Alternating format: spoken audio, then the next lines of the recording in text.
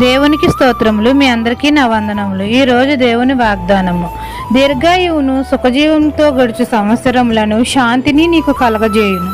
సామెతల గ్రంథం 3వ అధ్యాయం 2వ వచనం. మన తండ్రి అయిన యెహోవా మనల్ని నా కుమారుడా అని పిలుస్తున్నాడు. తండ్రి ఆజ్ఞలను మనం హృదయపూర్వకంగా అంగీకరించి వాటిని పాటించాలి. అప్పుడు తండ్రి మనకు దీర్ఘాయువును కలగజేస్తాడు. మన కుటుంబంతో సుఖజీవంతో గడిచే సంవత్సరములు దయా కిరీటంగా ఇస్తాడు. మనం జీవించే సంవత్సరములు అధికములవుతాయి. శాంతిని కలగజేస్తాడు.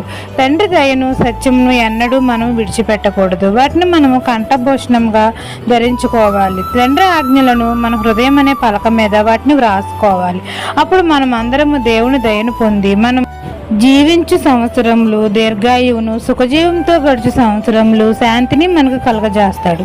అనేక మేలులు మన జీవితంలో, అద్భుత కార్యాలు మన తండ్రి మన జీవితంలో చేస్తాడు.